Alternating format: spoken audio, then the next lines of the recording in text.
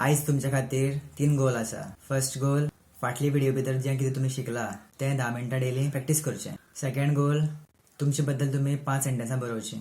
Third goal, जें कितें शिकला तें याद दवरचें. सपोज आमी जें कितें शिकला, वाचलां, बरयलां, आयकलां तें आमी याद दवरना जाल्यार ताचो कांयच फायदो ना. म्हाजे बद्दल 5 वाक्यां. म्हाका पुस्तकां वाचपाक आनी पॉडकास्ट आयकपाक आवडटा. I like reading books and listening to podcast. Cricket, badminton आनी फुटबॉल खेळपाक म्हाका मजा येता.